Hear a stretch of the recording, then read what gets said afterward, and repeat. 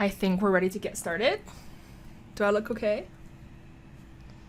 Oh my gosh, I'm wearing a Vice Tech beanie. And just so you guys know, this episode is not sponsored by Vice Tech. I mean, I just found it in my closet. I mean, I work at Vice, so they indirectly sponsor the podcast through my salary, so I guess they kind of do.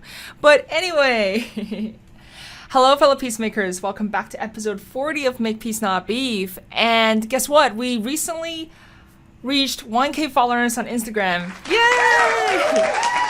So I just want to thank you all for continuing to tune into Make Peace Not Beef every single week and for continuing to support my podcast. I mean, we're 10 months in, 40 episodes in. This is huge. I would have never thought that I could have made it this far. So I just want to thank every single one of you. Your support means so much to me. And to celebrate, today, I'm actually going to do a very special episode. I don't think any podcaster has ever done this, but I've had this idea in my head for a very long time. But what I plan to do today is to go back and react to my earlier episodes and critique them. I am so excited. I don't even know how I'm going to feel listening to my earlier episodes. It's been a while. I mean, the first episode was produced actually last December in 2020. So I'm really excited to go back and, and see how I feel about my earlier episodes.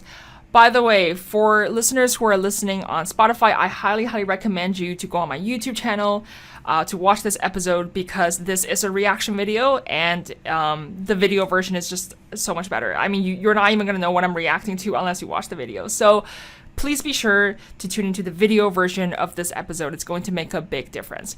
All right, without further ado, why don't we get started? So first, I'm going to go on Spotify and pull up my podcast page.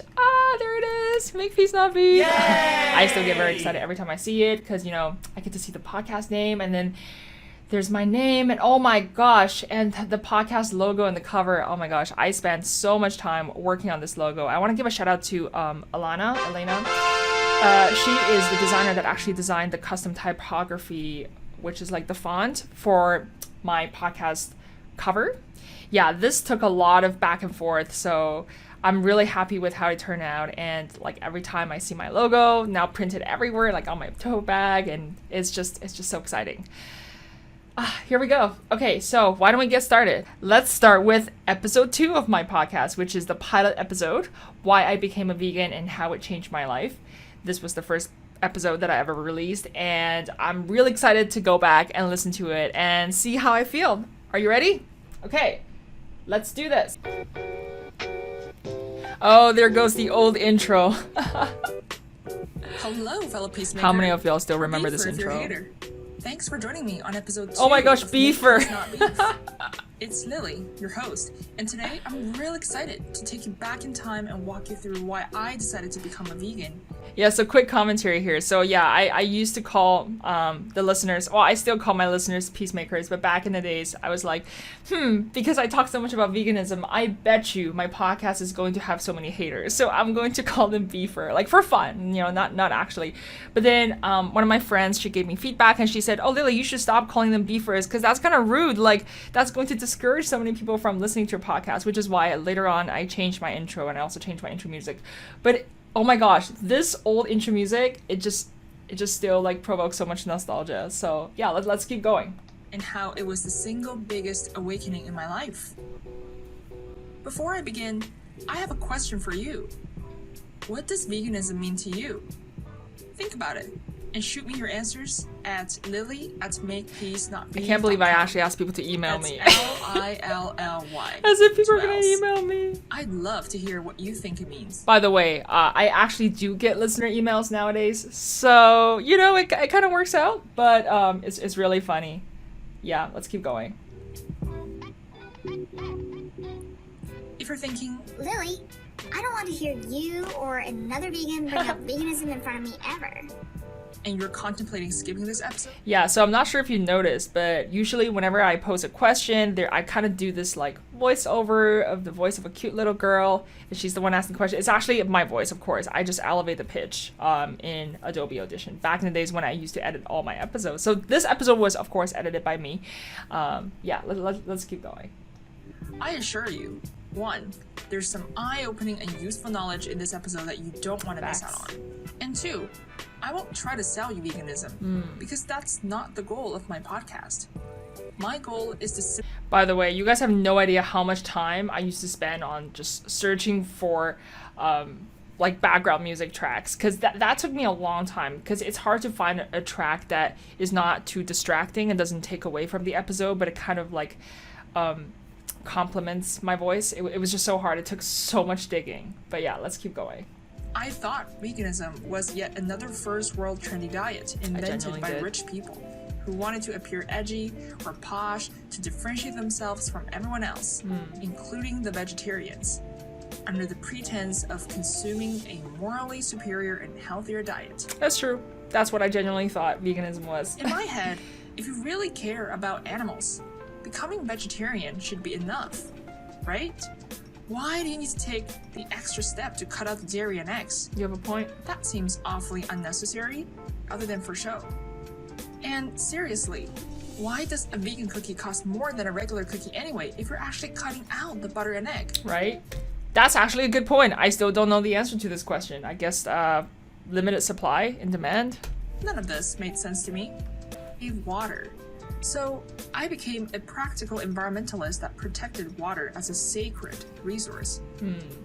I saved water and energy everywhere I could. Not kidding.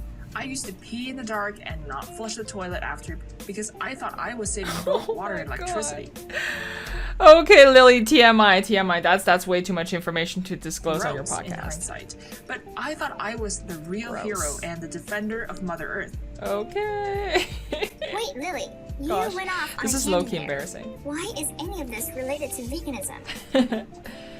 All that is to say is that even though I wasn't a vegan, and I still ate water, so I became peacefully enjoyed under the hot summer sun. Unfortunately, all had to be produced this way. The dramatic background I was music. horrified and It actually works. and deeply saddened. So this is the part where I kind of talk about the dairy industry and the truth behind the dairy industry. So I did a little expose. By what I had unknowingly done. Then I learned what happened after the cow had just given birth to a baby calf. In the video, I saw the adorable baby calf looking up at his or her mother with big innocent eyes, wanting to cuddle with the mother cow. The mother cow, like a normal human mother would with her maternal instinct, affectionately licks her new baby daughter or son as they try to bond. And that's when the dairy farmer unrelentingly grabs the seconds-old baby cow by her head and throws her into a steel cage and separates her from her mother. Man, this is why I don't go back and listen to my episode. Like, I still get emotional listening to this part of the episode where I talked about why I decided to become a vegan. So yeah, if you haven't listened to this episode yet, please do, because in this episode, I really talked about the vegan awakening that I had and what made me go vegan overnight. Because for the longest time, I just did not make the connection between animal agriculture and the level of brutality that is involved. So please do give it a listen. I'm not going to spoil this, which is why I'm not going to keep playing this episode. Fully enjoyed under the hot summer sun. I'm very new to the game, but that doesn't make me care any less. The real challenge in being a vegan is staying a vegan and navigating the social circumstances around veganism. So hard. Every day, I think about the questions I've told you earlier, and I think about how I can make an impact with my limited time on this planet. Since becoming a vegan, I feel so much more connected to every aspect of the world, to animals, to other humans, to the planet, and everything else. It's actually a miraculous transformation. I feel this outpour of compassion that makes me want to relate to and understand others, hear their stories, and see things through their lens so I can better empathize with them. It's by manifesting compassion that I create peace with myself and everything around me. Well said.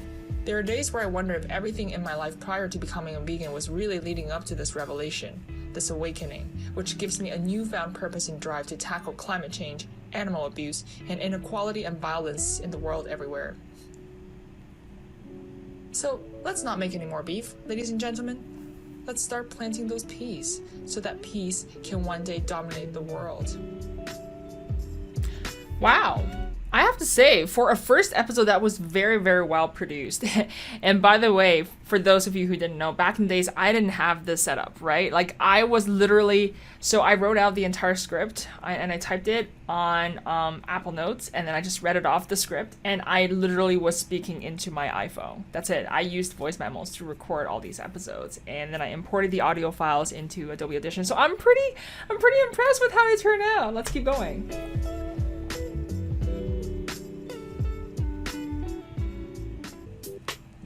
I hope you liked this episode and found it helpful. If you're still a hater, there goes the old intro. Well, thank you for being such a loyal beefer and listening all the way through.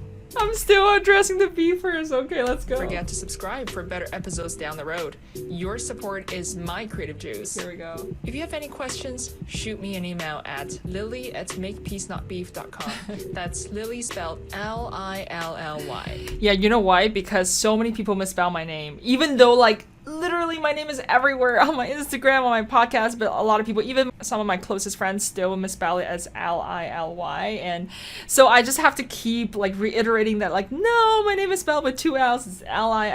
And back in the days, I didn't mention my Instagram because I did not have an Instagram page back in January. I actually created the Instagram page in February, which is why I was like, please email me if you have any questions, as if anyone was going to email me. Surprisingly, nowadays, I do get a lot of emails. But back in the days, yeah, no one was emailing me. But I just kept it going anyway, because, you know, you have to make yourself sound legit. You know, you have to actually have an email. I just felt like that's what podcasters did. You know, if you have any emails, feel free to shoot me a question. Anyway, let's keep going.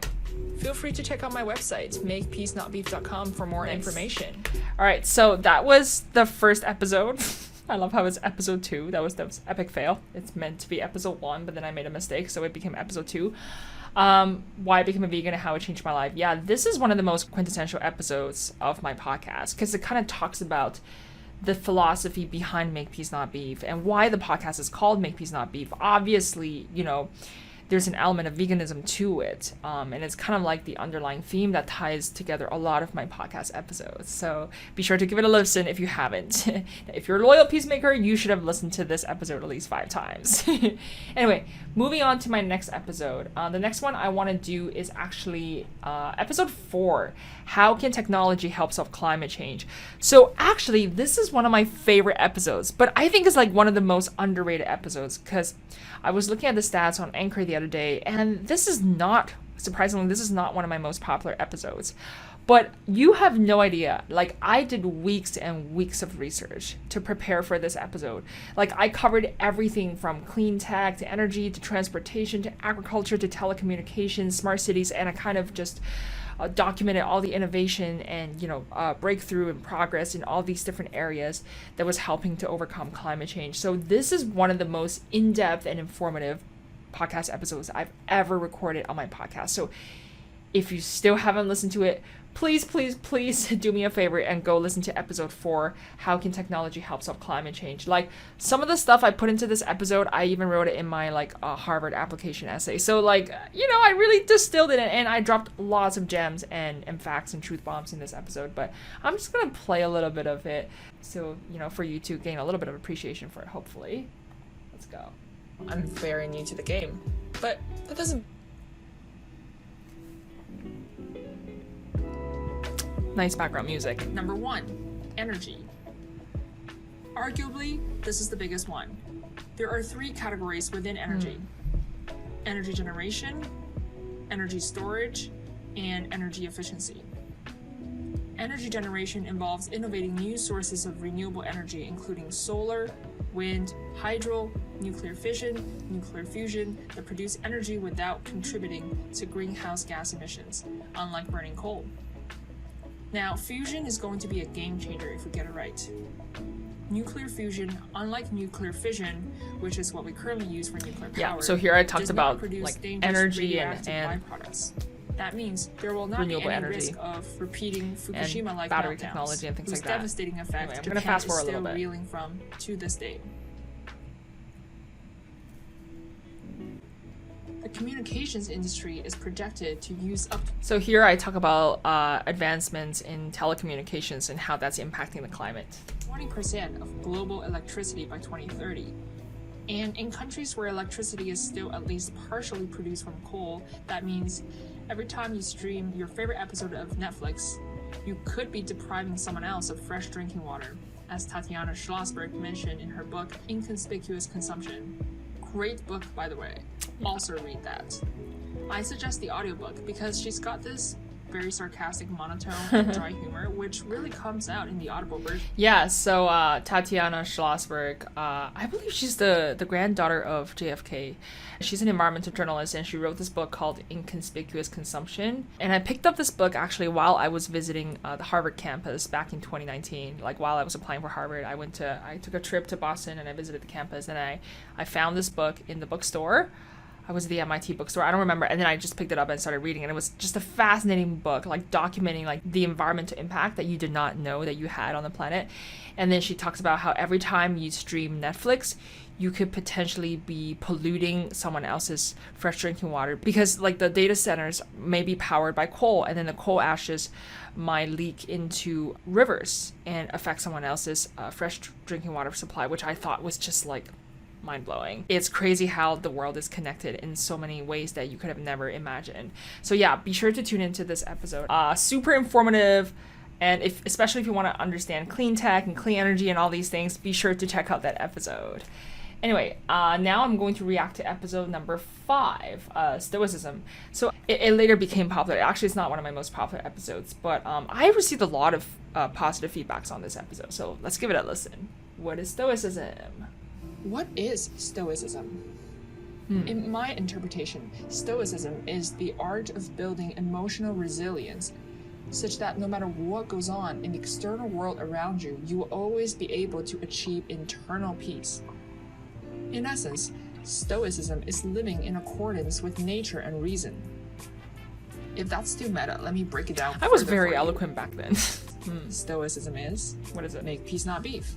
Oh, that's Just clever! remember this, the goal of Stoicism is to help you achieve happiness, peace, and self-actualization by manifesting your greatest potential.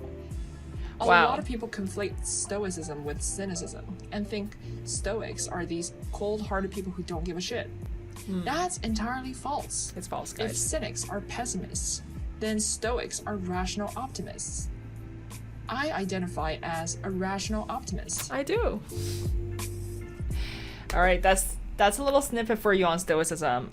It's a very powerful philosophy that helps me stay grounded and rational and calm, cool, collected at all times. Look, I'm not immune to human emotions, but I do rise above it. And I think Stoicism just really grounds me and anchors me during hard times. And that's how I am able to stay level-headed and rational, and I wouldn't want to say happy, but you know, like I keep my cool most of the time. So yeah, be sure to check out Stoicism. I think it's really going to help you alleviate a lot of the stress that you encounter on your day-to-day life, and also just help you make peace with yourself. I think this is the first episode where I talked about making peace with myself as a human being. So this episode sort of explores a different aspect of make peace, not beef. So go check it out. It's really useful. Now I want to react to episode number 6. Feminism, being an independent woman and my atypical Asian mom. That's a mouthful. That's a very long title. Jeez. Let's look at the description. Ladies, this one is for you, so make sure you tune in. So this episode is actually one of my most popular episodes ever on my podcast. And I kind of predicted that. So let's give it a listen, shall we? So many of my Having a job does not make you an independent woman. Having a purpose and identity of your own does. Cute. There goes that intro again. Okay. What is Stoicism? In my interpretation, Stoicism is the art of building emotional resilience such that no matter what goes on in the external world around you, you will always be able to achieve internal peace. So many of my friends want to grab drinks with my mom. Not me. Not This kidding. is true. When I was 10 and still attending school in China, my mom introduced me to J-Lo's music and made me watch Beyonce's music videos. It's true. I think it was Crazy in Love. This actually And I was happened. Whoa, what is this? By the way, if you know anything about Chinese culture, especially the Chinese education system, It's ultra strict and conservative. Yep. It's not like 3-year-old American kids nowadays can just search up WAP on YouTube. Oh my god, I actually had a little snippet of the song WAP on my podcast. That's incredible. So for those of you who don't know how I did it, so every time you hear like a little, like a snippet of a track, I actually had to download the full track and I had to clip it and insert it. There's just so much attention to detail, and these things took a shit ton of time to edit, and I don't think my listeners even know like how much time goes toward editing, because I was the one editing all these podcasts myself. So, you know, all these sound effects and, you know, like music clips, it just took so much time. But going back and listening to it, I'm like, you know what, that was worth the effort, because it kind of ties in nicely with my podcast. I like all these little, I kind of like how I sprinkled it with all these like sound effects and like references to pop music that I made here and there. So let's keep going. I was still wearing a mandatory red scarf to school every day. I don't even think my listeners know what a red scarf is. Which is a symbol of communism. I was committed, studious, and 100% asexual. Oh god. Looking back, what my mom did, which is showing her kid a music video of Beyonce shaking her booty, is straight up blasphemy in Chinese culture. Mm-hmm. That's the kind of mom she is. This woman gives 0 fucks. And that's why she's awesome. Nowadays, though, she's moved on to Jason Derulo and Maluma. Don't ask me why. Oh my god. Yeah, my mom is a big fan of Jason Derulo and Maluma. She definitely has a thing for Latin men. Anyway, yeah, so that was it so far for all the audio episodes that I did so far. And then I think starting from episode 8, that's when I started bringing on guests onto my show. And so that's when I recorded my first YouTube episode. So let's go back and take a look at that. So ta-da, there you go. That's my YouTube page. Oh my gosh, that banner took me a very long time to make. I was on Canva and just like, you know, piecing together all these different clip arts. But you know what? It looks cute. And every time I go on my YouTube channel, I'm like, oh, that's my little banner. Yeah, that's a big ass subscribe button. I love how I put my PayPal there. I think someone suggested, like, I was in Clubhouse one day and this guy's like, you should put your PayPal information on your YouTube channel. You never know who's going to donate to you. And you know what? I've actually gotten donations. So thank you to everyone who has donated to my channel. I really appreciate it. Now, time to take a look at my first ever YouTube episode, which was interviewing my friend Ash. Oh my gosh, look at this thumbnail. So this was an inside joke.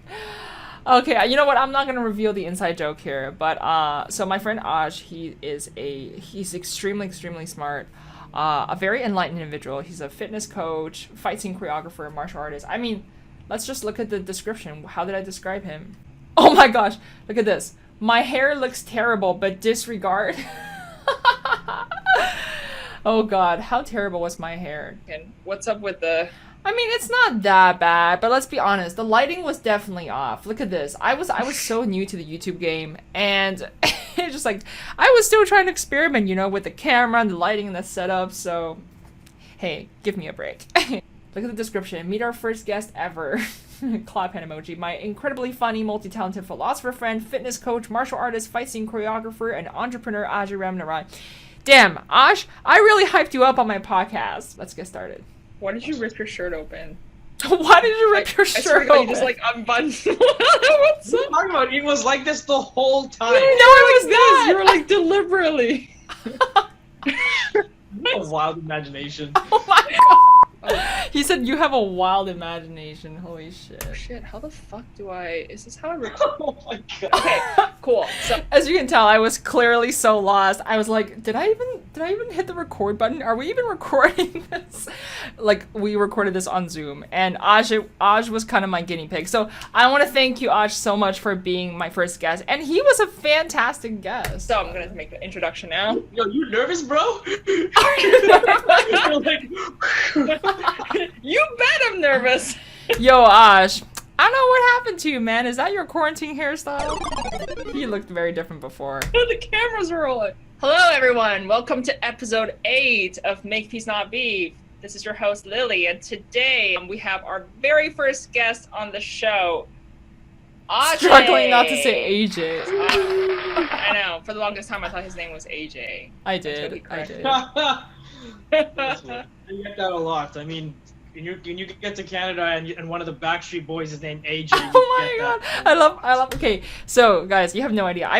I spend so much time doing video editing. Like I insert like clip arts and like text and special effects, and I sprinkle it throughout the video.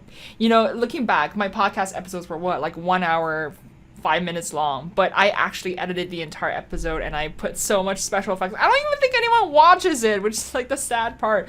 But I would go back and watch it myself. I think it still has entertainment value.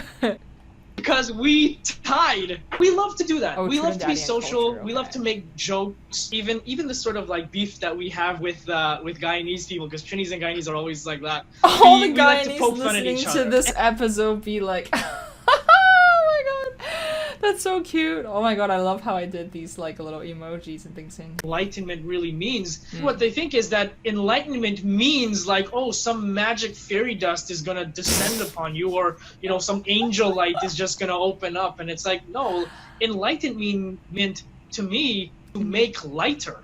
To let go of all of those experiences that you've held on to for so long, So literally making your mind and heart heavy. To let go of those things. Yo, Ash, you should be a life coach, just saying. 1 week into my 2-month program, if you want to call it, 1 week I was like, screw this. I was like, I see what's going on. Like he wants me to train all of these people for free. Do you know who I am? Like, I get paid so much money. Do you know who these clients are that I train? Are you kidding me? You want me to do this for free? Oh my god. And it was like ego, and it was just like all in my face. Like I struggled. Yo, he was such a good guest. He's very animated. He's very dynamic. He's actually very suited. I would love to invite Aj back for like an in-person episode. I think it's gonna be so much fun. I'm so sorry, Aj. You were my lab rat. You were my guinea pig. Oh my god, I love how I really appreciated this conversation. I just wish the audio quality could have been better. I had a shitty mic.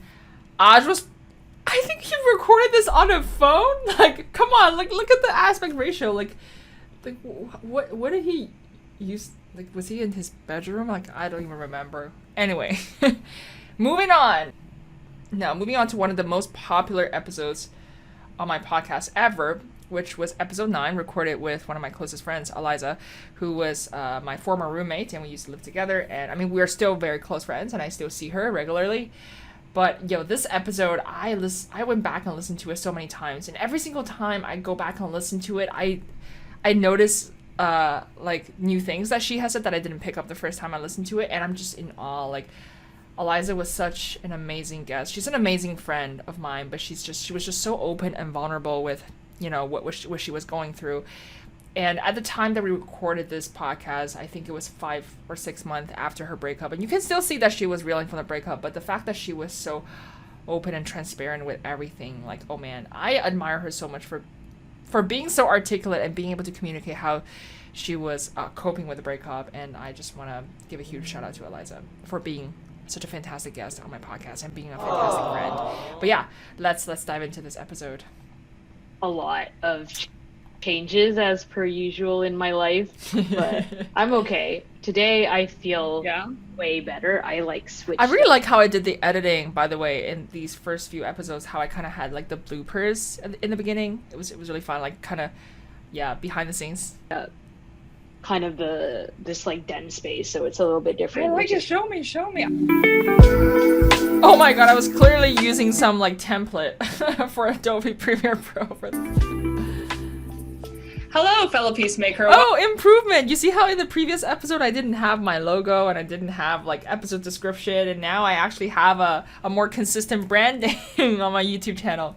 I love just being able to witness the evolution of my YouTube channel and being able to spot like how I kept adding like these small touches that made marginal improvements to my podcast channel. Welcome back to episode 8 of Make Peace Not Oh Beef. my gosh! I meant 9. Yeah, I keep forgetting which episode it is, and I like at some point I just gave up. I'm like, I don't even know what episode this is. I'm just gonna not try. Today joining us is one of my closest friends, my best friend Eliza Tevis, who is actually my ex Sorry, fuck! This notification came up! Okay, sorry. Oh my god. Hello, fellow Peacemaker. Welcome back to episode 8 of Make Peace Not Be. Someone fire Lily now. Wow. I had so much fun editing these episodes because I was able to go back and add like, you know, like small commentaries and asides. I think these were just for my own enjoyment. I don't even think anyone else appreciates these like side commentaries. But I was having so much fun making these. But yeah, I'm gonna go to the part where we talked about how we met, first impressions, because we're gonna first talk about how we met because I think it's one of those like once in 100-year stories. I think this one's actually kind of crazy because Eliza was actually the person who gave me my first job. Now she was okay. So let's do first impressions of each other and all the contrasts and here we surprises that go. we found out about each other after living together. Let's go. I do want to start with saying that we were like, I was such a different person. You were definitely such a different person. we were different. Like, we have both grown so much over the years. That's fair. So when I first met Lily, I thought she was such a goody two shoes. Oh my god. I thought she was, this typical uptown Asian girl, super amazing grades, walking this like proper line. She's getting into consulting and she's grinding and working really hard on client side. She was so formal with me. Lily, that email that you brought up, the one where you put "Hello, Miss Tevis," was, I remember looking at one of the coordinators on my team and being like, this is the first time anyone has written an email to say "Hello, Miss Tevis." Like, I think I was like 20. What can I say? I was raised at the right. time. I was like, I feel old.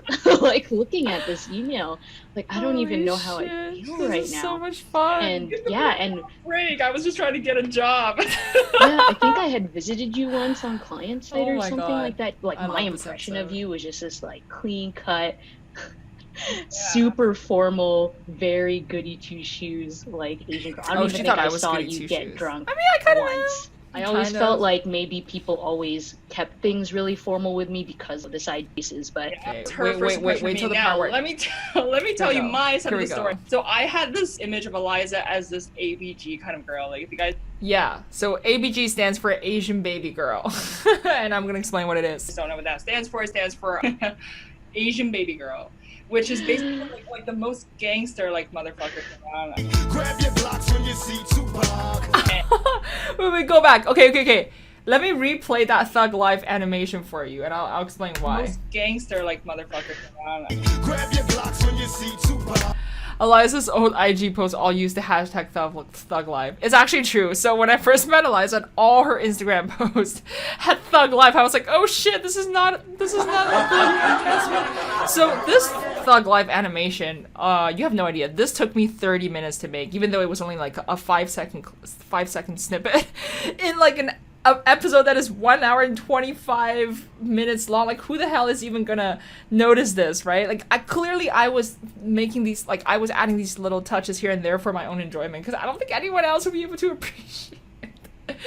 But yeah, that animation was not easy, and I had to literally download like the entire Tupac track and then like clip it and then like time it with the animation. It was not easy, man. Like, show some love for my podcast. Come on.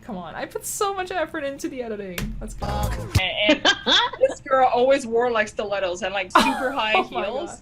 Were you wearing these platforms? I swear, like dressed in all black. Like, she looked like she was to a nightclub, and she wore that. She looked like she was about to hit a nightclub. I said that on a podcast. I'm like, whoa! Like, are you sure this is the recruiter who recruited me? Like, but it's still daytime.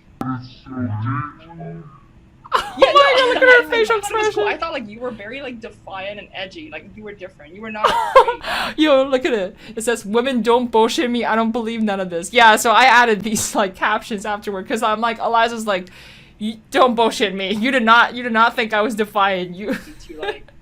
To showcase your personality in the office, because everybody else was in like super tight suits and like, you know what I mean. She did not look impressed. I did not know. I always thought that I wore like super. What outfit? She's trying to salvage her reputation on a public podcast. I think back. It was definitely. Look at this. Me realizing what a grave mistake I had made and trying very hard to talk myself out of it. Okay, it was definitely smart casual, I would say. Like, it was very stylish. Yeah, I was like, oh shit, maybe Eliza doesn't want to be depicted that way, so I had to like backtrack and be like... And we decided to share with you guys exactly what happened. Okay, so Eliza, take it away. Yeah, we decided to take a vacation together around the time that we were looking at buying a place together. So the idea was that we would meet up in Japan after I was done work in Seoul, South Korea, and then we would have a great vacation, and then we would come back. And this is November 2019. Tony and I have never argued, we never fought before, but there was a tiny bit of tension that happened on our trip. Just with a tiny bit of tension, all of our insecurities and all of my fears had come to life, and we had a discussion. Oh my gosh, she was so articulate. And I just want to say, like, you know, it's not easy talking about a difficult period that you went through in your previous serious relationship with your ex-partner on a podcast. So I just want to applaud Eliza for being so, once again, vulnerable, open, and courageous, because not everybody can do this. I don't think I can do this. So man, like, and she was so articulate and eloquent while she was at it. I'm just like, gosh, I really admire her for doing that. And thank you so much, Eliza, for sharing your story with so many people, because I know there were a lot of women that like messaged me afterwards and said, you know what, hey, I really resonated with what Eliza was going through and what she was saying. So this is just incredible. Like, please go listen to this podcast episode if you haven't. Also, like, I just felt like we had so much fun talking about it. You know, just this is the kind of conversation she and I had as friends and as roommates. Like, man, I really lucked out. I don't know how I landed her as a roommate, and we just became really close friends. But what other people don't realize is that other part, the part that made me angry, you can be confident in not getting back together with someone, but you can still love someone. And then there's other parts that I ended up discovering about this whole, you know, breakup, where I still didn't heal from what he had said in Japan. I still didn't heal from a lot of those different things. So healing is something that takes a lot of time, and it comes in parts. That's right. So yes, when you said to me, I don't think you're over him, and I said yes, I said that with confidence because I wouldn't go back to him, but I think there were still lingering parts of me that still cared about him enough to do some sort of reaction from me, but I would never go back to him. I still would. And then now it's even more stronger. Like, I don't give a crap. I don't give a crap. That's really great. Oh man. You know, okay. I wonder if Tony ever discovers that I have a podcast, and if he ever watches this episode, that would, like, I'd be curious, like, hey Tony, if you obviously his name is not Tony, but let us know if, you know, your side of the story maybe. No, that's really nice. When you're like, I'm single, I was about to say, guys, hop on it. Like, I'll attach her like Instagram. DM open. Different, but like in that physical aspect, I just want them to be really strong. Oh my god, where did I get all these gifts? Oh god, that was a giant wink emoji. Shit. Yeah, but what about you? Whoa, what did I say? Wait, did I just whisper? Okay, who's down for some kinky shit? Let me replay that part. Did I say that? Okay, who's down for some kinky shit? Yeah, oh my god, I actually said that. Wow. Okay, so that's a little snippet of this podcast episode for you. This is one of my highly critically acclaimed episodes. So the next episode I wanna react to is episode 11 on my podcast, where I interviewed two ex-Google engineers who then quit Google to work on climate full-time. Let's take a look. Is that appropriate for climate change? And then you can introduce him. Oh shit. Sorry. I'm glad I caught that. Oh, see, now my podcast finally has a video, like, trailer clip, like, intro. Hello, everybody. Welcome to episode 11 of Make Peace Not Beef. I'm your host, Lily, and today joining me are two extremely brilliant ex-Google engineers, Mr. Eugene Kripshov and Ms. Cassandra Xia, who are now the founders of an amazing organization called Work on Climate that we're going to talk about today. I'm a big fan. I'm a big fan of Eugene I would and first Cassandra. like to introduce my guests and talents. My hobbies, interests, and hidden talents. Here we go. Because I know Lily wants something super juicy. Lily wants something juicy. Do you have any interests outside of work? Oh, juicy. See, take a look at this. Hi, Lynn. Because I know that was the perfect, so I inserted a little clip from 50 Shades of Grey.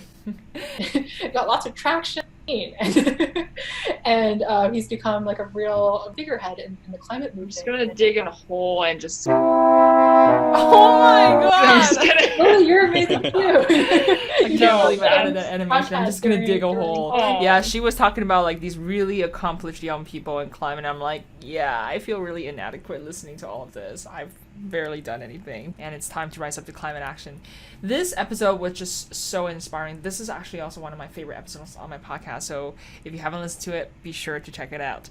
All right, now I want to play a little bit of episode 12, which I also think is, man, I think James is probably the most eloquent guest I've ever had on my podcast. I don't know why this podcast didn't gain as much traction as I would have liked to, but I honestly learned so much from this episode. Oh, by the way, take a look at this. So this was episode 12, Circular and Sharing Economy, with ex-bank consultant and sustainability entrepreneur James Dahl.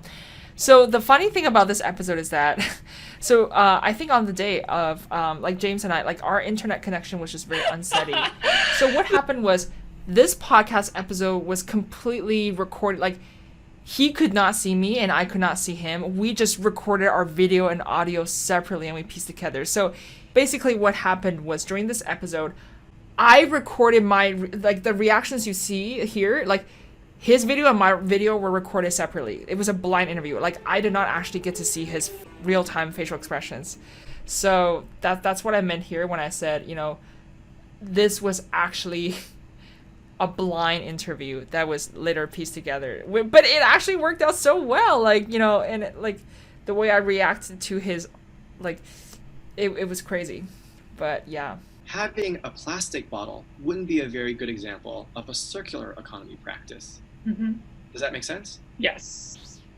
I just want to highlight the fact that, there is a cost to recycling too, especially there is a cost to upcycling, right? You take this one piece of plastic or glass, whatever, you have to break it down and then you have to regenerate it into a lot of people don't know that there is a cost to recycling and upcycling. It's not free. So anyway, so this episode was just really, really good. Due to time constraint, I still have a lot of other episodes I want to cover. So I'm going to now jump to episode 18, A Life on Our Planet. So this was the episode that I did with Alicia, and so this episode is also very popular. So this is where Alicia and I review that epic documentary, A Life on Our Planet by David Attenborough, which was the documentary of 2020. If you haven't seen it, it is absolutely, the way they filmed it is so beautiful, shocking, sad. Welcome to episode 18 of Make Peace Not Beef. This is your host, Lily, and my guest today is Alicia Dale, a lifelong environmentalist. Alicia and I are going to talk about Sir David Attenborough's epic documentary, A Life on Our Planet, filmed last year in 2020, and it basically talks about the planet's dramatic decline over the past century. Now, if you doing what I'm doing with this podcast, describe how you felt after watching in 3 words. Okay. Working on climate and just spreading the message and raising awareness and basically mobilizing people into taking action. Yeah, so if I were to sum that up into 3 words, maybe like motivated, inspired, like definitely I also felt shocked and sad and all those things, but I think at this point the motivation outweighs the fear. Lily, that's still not 3 words. Yeah, I clearly David can't. Was talking about I was supposed to describe it in 3 words, and I just tossed out a bunch of random words. For listeners who eat seafood, like I'm vegan, you're a vegetarian, but for listeners who are eating seafood, like if you love tuna, which is I think now down to 4% of its original population, that's how crazy, fishes are declining. Okay, so I know I said fishes, and one of my listeners actually has a problem with me saying fishes, and he corrected me, and he said, Lily, fish is already plural. You're not supposed to say fishes. And I was like, really? But I've been saying fishes. I picture a fish to be singular, so multiple fishes would be fishes. But I guess he's right. So I guess I am sorry. Going forward, I'm going to say fish instead of fishes. But yeah, anyway. I agree with you. Female empowerment and climate change are seemingly unrelated things, but actually they're linked and very intimately linked. Because at the end of the day, it's women who are bringing life into the planet. So we are the gatekeepers. Of human population in a way, right? So ladies, if you're thinking about how to help solve climate change, have less kids. And yeah, it's true. I mean, this is such a sensitive topic, right? Whenever I talk about curbing population growth, a lot of people are saying, oh, but having kids is a human right. And it was hard for me to touch on this topic because, like, of course I recognize that, like, reproduction is a human right, but, like, looking at fertility rates, I do think, you know, female empowerment, and as women become more and more educated, they are more inclined to have less kids. So, I mean, statistically speaking, like, scientists have uncovered a not so surprising fact that the most effective way to combat climate change is to have less children, because guess who's causing climate change? It's not.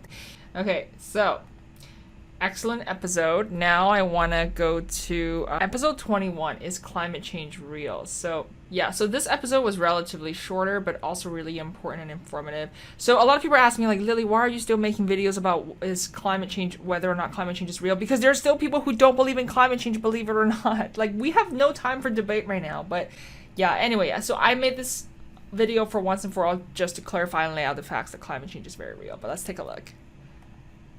It's so cold this month. How is climate change real? Me. Climate change is good for Canadians. Oh my god, I love how I had dumbbells and I was lifting weights. Why do I care about climate change? I'm a comedian. I care more about how many people laugh at my jokes. Straight out of quarantine, that shirt. How do you know climate change is not a natural process that the earth does? Didn't we go through like 5 ice ages? My parents were climate deniers, but they gave birth to a climate activist. Me. Scientists would call that a genetic mutation. I call it evolution. Well said! First of all, what is climate change? What is global warming? What's the difference? Very important. So going back to the basics, I know, just bear with me for a second. According to NASA, climate change is a long-term change in the average weather patterns that have come to define the Earth's local, regional, and global climates. If that was too technical, it remained roughly constant at 280 parts per million. There we go, guys. Then, after 1750, it began growing exponentially. Watch this woman save a koala during the bushfire. She's the hero we all need.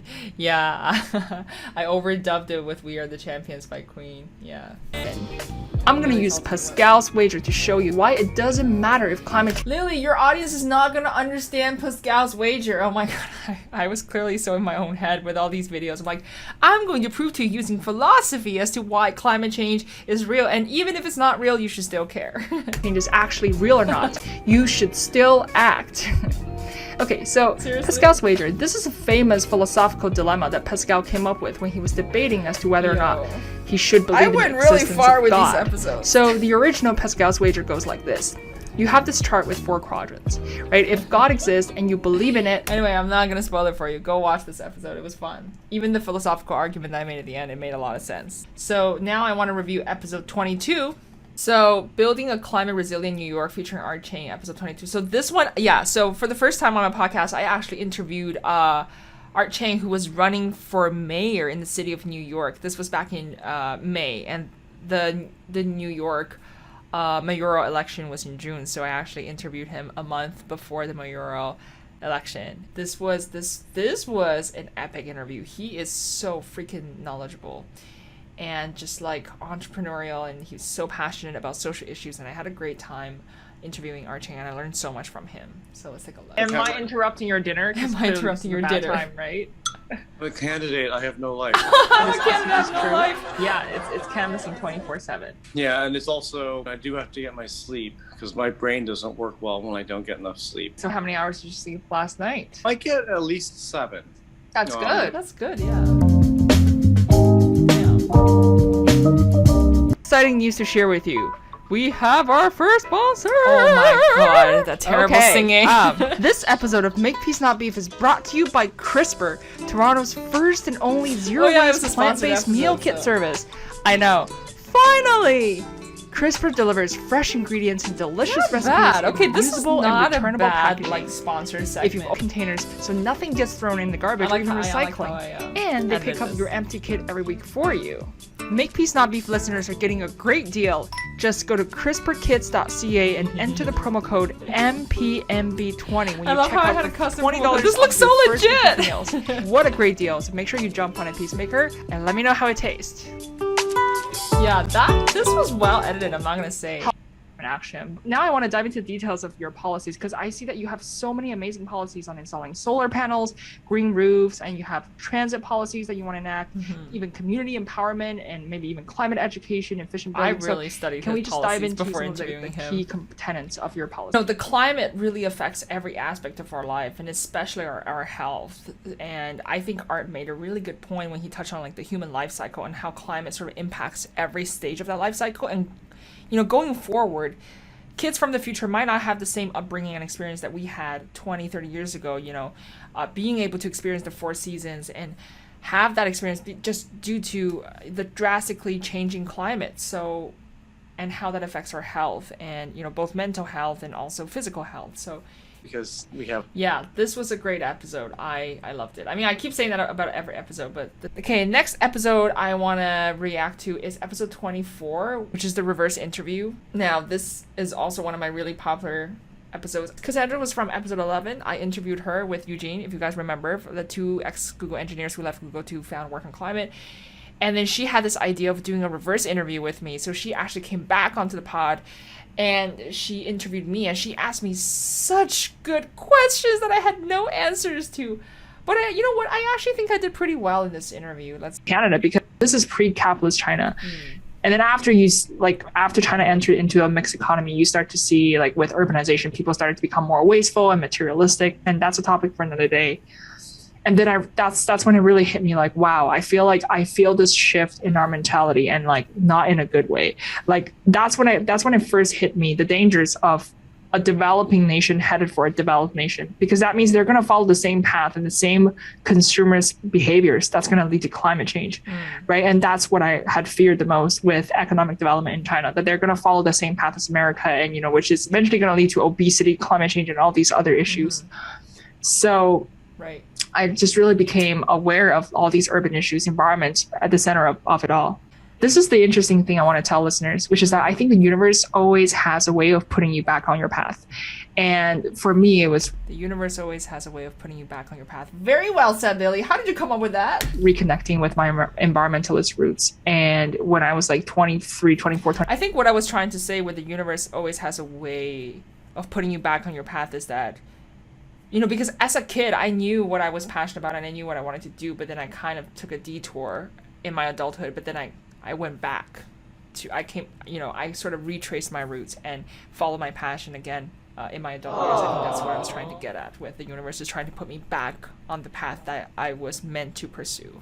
So I think I listened to this episode and I gave myself chills after listening to it. I'm like, oh my gosh, Lily, I low-key am just like a big fangirl of myself.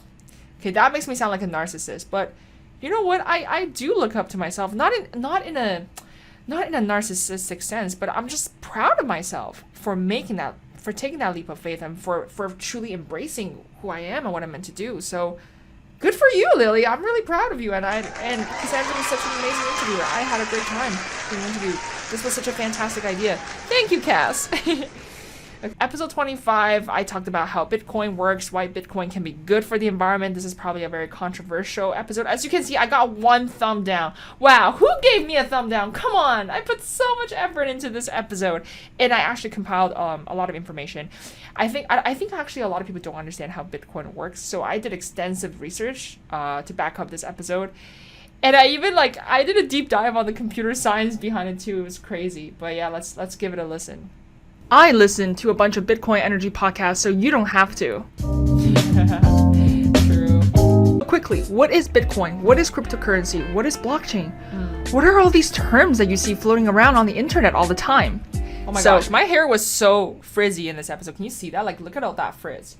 The money that you and I currently spend in our wallet, on our credit cards, that's a lot of bills. It's fiat currency, which means a physical currency issued and regulated by... Yeah, so I kind of talked about the energy controversy and how Bitcoin can be used to accelerate the transition to clean energy, which is pretty counterintuitive, depending on if it's higher than or lower than the target hash. The reason why it's so difficult to get a hash is because there's no way to predict where the hash will be for a given nonce until I hope this actually made sense to people. I really tried to simplify it, but there is a bit of computer science involved. Please go check it out if you want to understand how Bitcoin works and also how it harnesses renewable energy, and especially excess renewable energy, which I made sure to clarify here. Okay. Next, react to my first studio episode that I recorded with Ivana. After the series of episodes I did, I was like, man, it would be so cool if I can do some in-person episodes, because I really wanted to, I've been watching Joe Rogan for a while. I'm like, I really like how he has a studio set up. I want to do that too. So I actually rented an Airbnb for this next episode you're about to see. Yeah, I did the editing for the intro for this episode, but oh my god. I love how I made the cuts on beat.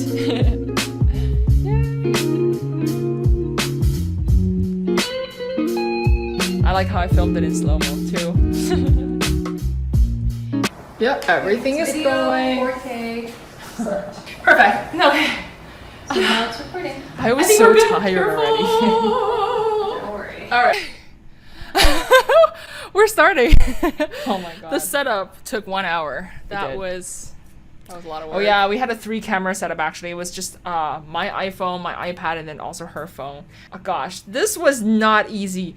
Oh my god, in-studio episodes are so much work. This is why, Joe Rogan probably has a whole team helping him, but I don't. I do everything myself, so yeah. Capturing carbon, sinking the seaweed into the deep sea and holding carbon there. And they're fleshing out what the carbon credit economy could look like. Again, it's a little too early still.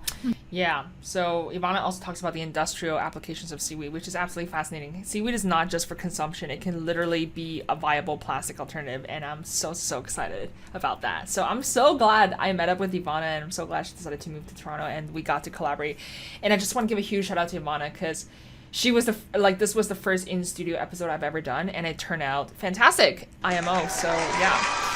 Next, I wanna react to the episode that I did with Roderick, my friend, who's a talented rapper, musician, and also, so The Enemy gives love advice. So this is the second in-studio episode I've done with my friend Roderick. Actually, he was previously featured on my podcast to talk about his career in building mental resilience. So Roderick is one of the most, I guess, confident, assertive, also self-aware individuals I've met. Just all around incredible guy, extremely morally principled, and I think he dropped some gems in this episode. And he has a very non-traditional view on marriage, which I think is super interesting. For those of you who haven't checked out this episode, you should, but I'm gonna play a little bit. I really liked the intro, so let's watch it. We did a little time lapse. I thought it would be cool. I had this vision in my head, we're gonna do a time lapse for the intro for this episode, yeah.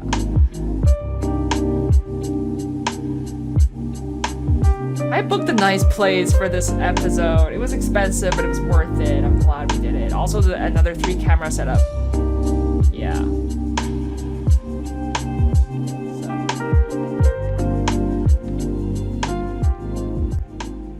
Last time that you're the kind of guy, if you were single, you would get a sex worker and you would pay the same girl every single time. What if that was legal, right? Yeah, so it was funny because Roderick and I were talking and he's like, oh, I don't want to talk about the whole sex worker thing because I realize sex workers are illegal in Canada and I don't want to get myself into trouble. And also him being a public figure, being a rapper, so we were like, okay, but hypothetically speaking though, if it was legal, you would hire some sex workers, right? That's not legal. Let me throw out the disclaimer, right? I didn't. Yeah, and also for those of you who are wondering why we did this episode together. So actually, remember that episode I did with Eliza on healing from a breakup relationship. So a lot of my female listeners were asking me to get a guy's perspective, kind of to balance things out. To the listeners, if you want to get married. Wait a second, pause. Bye. Are my thighs showing? What? Oh no! Oh shit! We should have edited this part out. Oh my god! By all means, if you want, I just find it disturbing. I'm saying, in general. Oh my gosh, my thighs I've always are showing. Wondered about that. I was like, if it's illegal, people that were married or have been married, and them being married, the ring, the certificate, never stopped any of that. So that's that might be a thing within. If you think that you're gonna get this ring and this certificate. And when you go to do something, it's going to be like one of the X-Men characters pushing your hand back. It's not going to happen like that. If you want to do something, I've been in many situations where I could have cheated and I was like, hell no.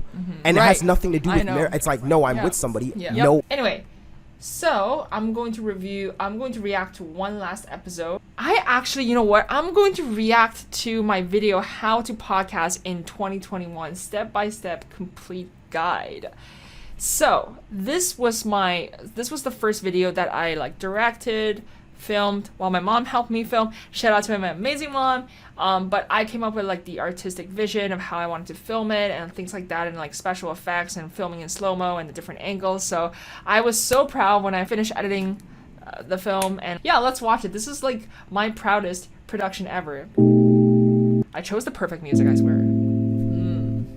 Ooh, Versace. A Lilly Tom production, so dramatic. I like it. Ah, the espresso machine. Climate activist creative software engineer. I like the font I chose. Ooh.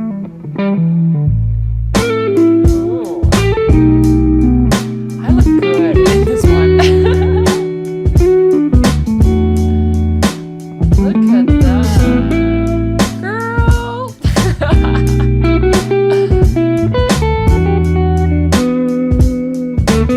Smelling the plants. I really like how I chose to film it in slow-mo. It turned out perfect. This turned out exactly how I visualized it.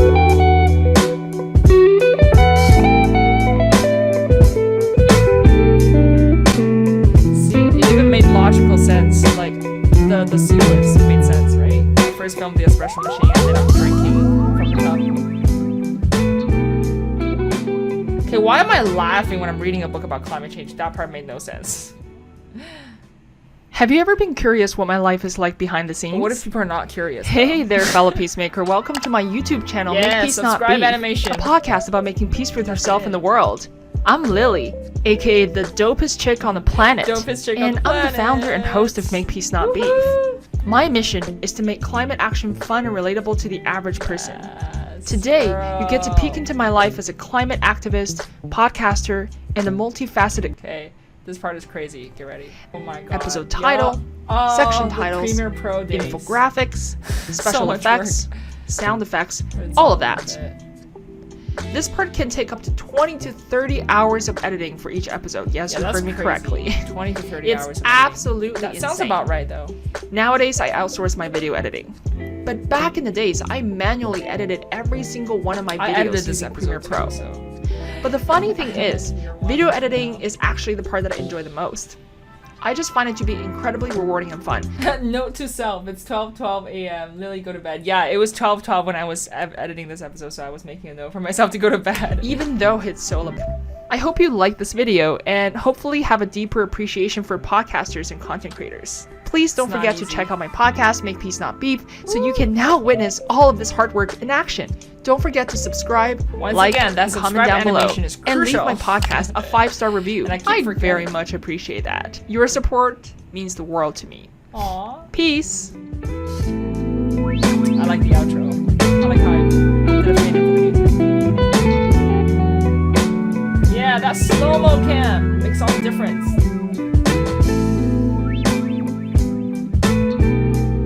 I should be a filmmaker.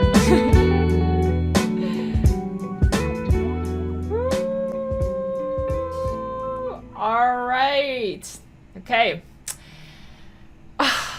Yeah, oh my gosh, this episode was super long, but we're done. Okay, everyone, so I think that's it for today's episode. It was so much fun reflecting back on my journey. It has not been easy, and I spent countless hours on the editing, recording, and filming. But you know what? Let me tell you, it's all worth it, and it's even more rewarding just looking back at my progress and just how far I've made it, and this really gives me motivation to keep going. And last but not least, I want to give a shout out to Tamara, who literally commented on every single one of my YouTube episodes. Like, if it weren't for her support, like, I'm not even sure if I would keep my YouTube channel going. So, and also I want to give a huge shout out to my virtual assistant, Veronica, for helping me edit all my recent episodes. And she's absolutely killing it, doing a fantastic job.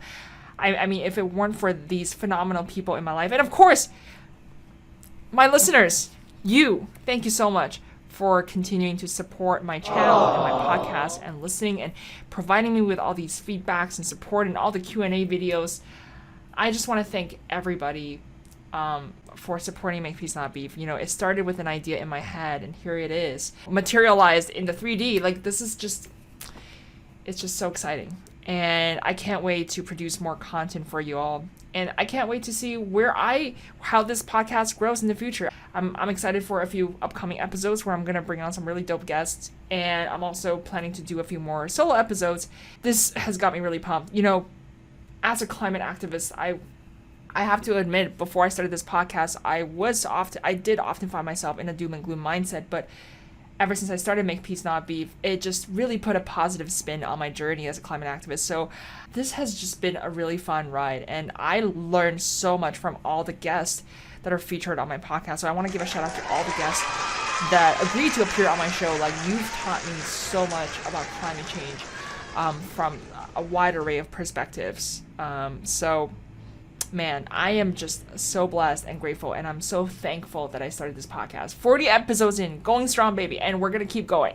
All right, well, thank you so much for tuning into today's episode, whether you're watching the YouTube version or listening to the audio version. Please don't forget to subscribe, like, and comment down below what you thought of my reaction video, and if you're listening on Spotify, please don't forget to check out the YouTube version.